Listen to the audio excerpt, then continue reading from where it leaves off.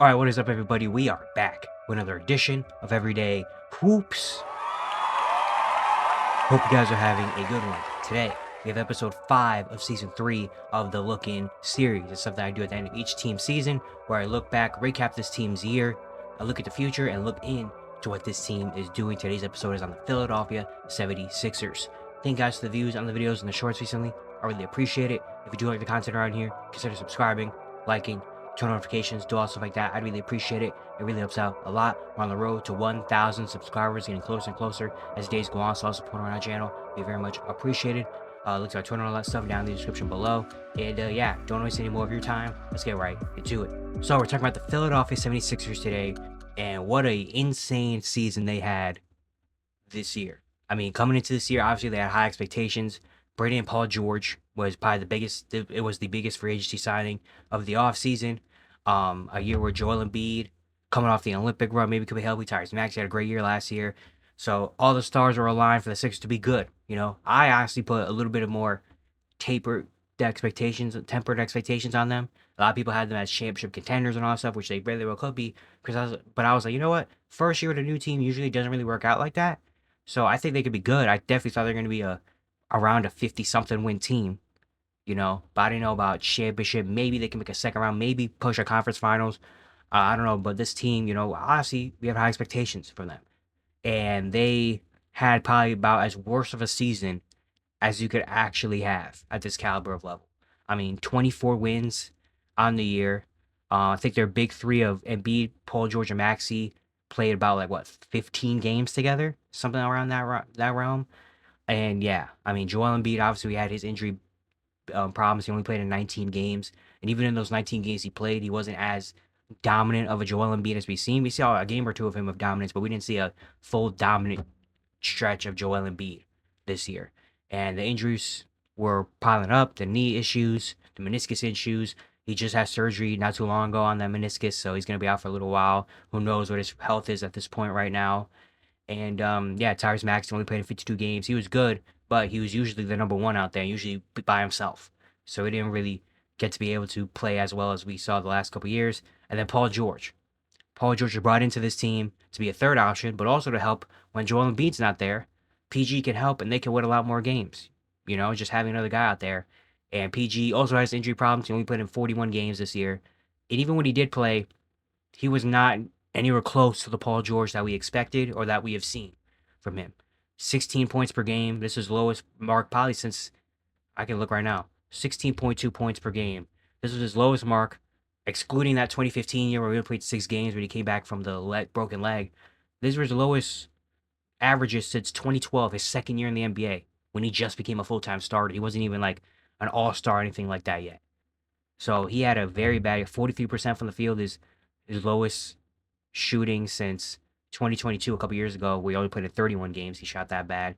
35% from three, his lowest since that year. 81% for the free throw line. Like he just only 2 free throw attempts per game is the lowest of his career since he was a rookie. Like all of his numbers are just, it was bad. It was really bad for Paul George, and not a very, encouraging sign when he did all this on the first year of a new 4-year deal. You know, he's going to be paid $51.6 million next year, $54 million in 2027, and a $56 million player option in 2028. So he's going to be around for at least the next 2 years with a player option that he's probably going to take, because at that point he'll be what, 37, 38, and who wouldn't take $56 million at that point. So for this being the first year of a new contract and him looking this bad, now obviously again is a little bit exaggerated. I don't expect him to average 16 points per game for the next 4 years. Hopefully not. Especially with the injuries he had this year and all this stuff. But still, like at 34, already declining this much, it doesn't look great for the future of him. And then just didn't have any consistency really anywhere on the roster.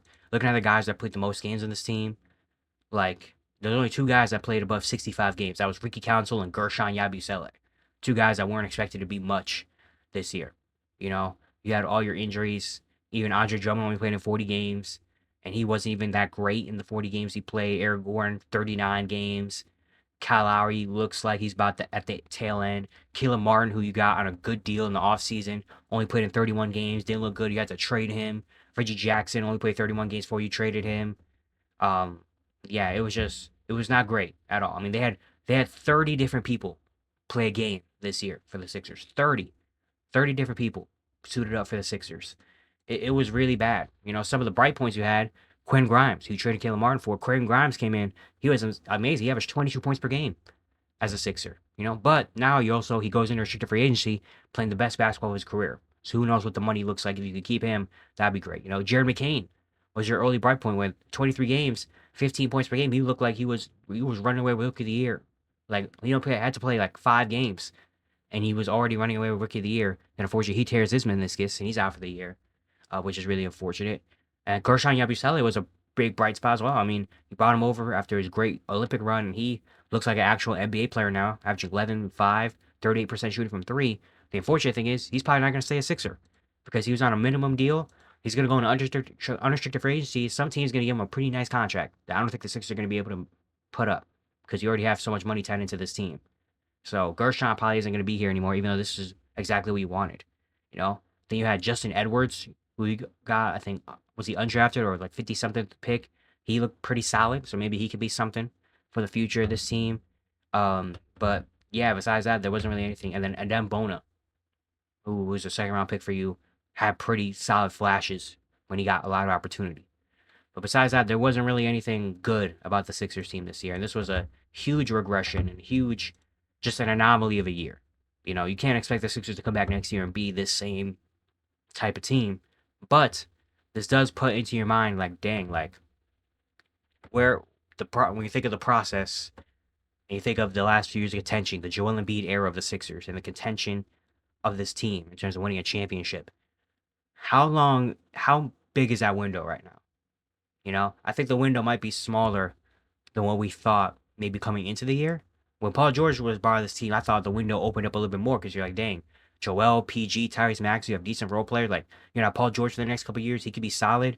Like, this is going to be good. After this year, how big is that window right now? I don't know.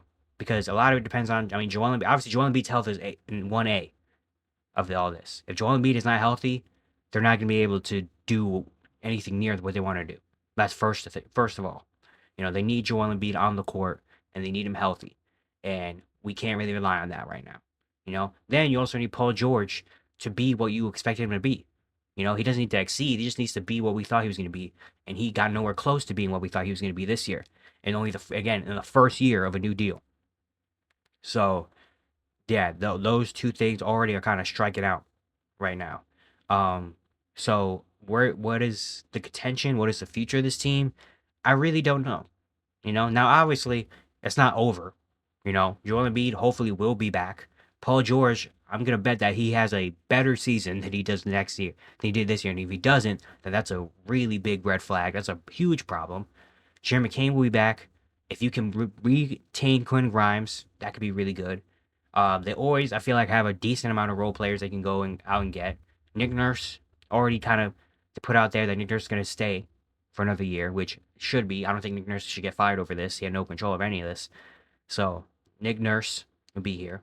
You're also going to have potentially a top 6 pick. Obviously, they kind of realize halfway through the year, okay, we got to keep our pick because we got to do everything to keep our pick because if not, then the Thunder get another top 10 pick, and we don't want to see that. Well, the Sixers at least don't want to see that. So Philly tried their hardest. Now they have the odds of the 5th overall pick. And if they don't fall and then retain that lottery pick, then that could do big things as well. Bringing in another very talented guy to place in this team can change a lot. And the good thing is they don't need Cooper Flag. They don't need him. You have Joel, PG, Tyrese Maxey. You don't need a superstar. You just need someone that's going to come in and complement this team.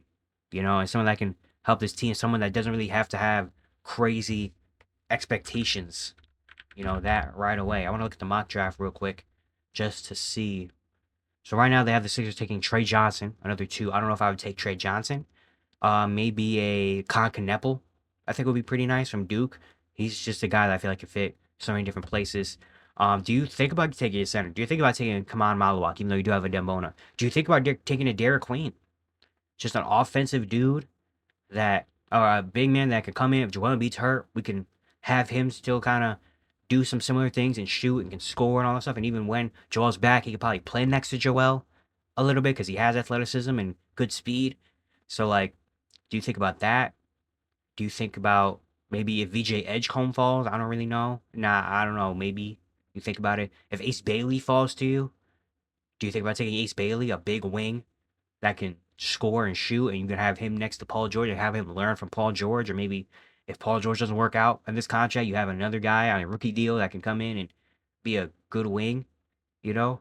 Like, they have some pretty solid options when it comes to this. Maybe even like, uh, hmm, maybe like a Asa Newell. Like, I don't know if I would take a Trey Johnson or Jeremy. I don't know if I'd take another scoring guard because you already have Maxey. You drafted Jeremy Kane. I don't know if you need a third guy to be a young scoring guard. But I think more of a wing, like a Con Kneppel, or a big man. Another big man like a Derek Queen or Kaman Maluach could be something, not bad at all either. So the Sixers, if they do keep this pick, which it's not guaranteed, they put themselves in a better position, but it's not guaranteed yet. Maybe that could be, that wouldn't be bad at all. They're gonna have a solid rookie that they're gonna come in and he's gonna do good things over there. I really do. So there's a route, obviously, and there's a way that the Sixers team is definitely. I mean, I'm definitely betting on the Sixers team to win more than 24 games next year. No way. If they don't, then I don't know what to say. Because there's no way you can count on Paul George playing half the season, Joel Embiid only playing 19 games, and the rest of the role players just not being as good as you. Like, there's no way, right? Like, you think about that, but then as soon as I said that, I was like, well, that's not out of the question. PG obviously has injury concerns. We already know about Joel Embiid. If they don't re-sign Quinn Grimes or don't get Kershaw Yabusele back, and Kelly Oubre also has a player option, there's a lot of guys that have player options. They're gonna have to go on free agency, and really, the only players that are guaranteed going to be on the team next year are Joel, PG, Maxey, Jared McCain, and then Ricky Council and Adem Bona have non-guarantees. And then after that, you have Kelly Oubre, Andre Drummond, and Eric Gordon player options. Kyle Lowry and Gershon will be free agents. Quinn Grimes will be restricted free agent. Lonnie Walker, Jared Butler, Justin Edwards all have team options. Jeff Down and Jalen Hood-Schifino are two-way guys. So right now they only have like 4 guaranteed people on the roster for next season. So they're really going to have to go in the offseason. Daryl Morey's going to have to try to rebuild and retool this team to get good role players. If a lot of these guys leave, if Kelly Oubre or Andre Drummond and Eric Gordon want to bounce, or Quentin Grimes doesn't re-sign and they don't have enough money, if some team like the Hornets, I don't know, some random team offers him a big contract just because you saw what he did in the last 30 games of the year. Or Gershon's probably going to be gone. Kyle Lowry, I don't even know, he might retire after this. I don't know. But they're going to have a lot of work to do, obviously. It's not impossible. They definitely should be able to be better than what they were this year. But it's going to take some work. Obviously, Joel Embiid's health is number one priority on this team. And we obviously hope for the best for Joel and hope he's back and hopefully he can be ready. But it's really tough, man. I mean, honestly, it's really tough to build a championship contending team when you have a star player that is injured a lot. It's tough because you never know when he's going to be in the lineup. You try to put the pieces around him, and then all of a sudden one little knee sprain can take him out for a couple of weeks, and now we lose games. And now, kind of like last year when they had to go through the play-in, and then they had to play the Knicks in the first round, and it's like, you're putting yourself already behind the 8 ball a little bit on that point. So it's obviously really tough. The Sixers are in a tough position. But there's a route where they can get better. You get a good pick in this year's draft. You retain your lottery pick. You re-sign some of these guys. You hope you just hope and pray that Paul George and Joel are more healthy. They don't need to play all 82, but at least they could play 60. Can we get to 60 at least? Can we get to 60, 65 games? That would be nice, to really help this team out. And they're going to have to hope that these role players step up big, when some of their guys do go out. So it's obviously tough. It's tough to build this team. It really is tough. They're not in a great position right now, but there's a route where they can get better, and there's still faith. The window is still open, which is the most important thing for this process team. The window is still open for the Joel Embiid era, and they just have to really hope that luck is on their side for one thing, and that they can, execute on some of these things they got to do. But yeah, it's good for today. Hope you guys enjoyed. Once again, if you enjoyed the content around here, consider subscribing, liking, turn on notifications, doing all stuff like that. I'd really appreciate it a whole lot. Once again, we're on the road to 1,000 subscribers. All support on our channel. Be very much appreciated. Go back and watch the other episodes of the Look-In series. There's a playlist up here somewhere. You can click on. You can go through all the episodes. And yeah, I'll see you guys tomorrow.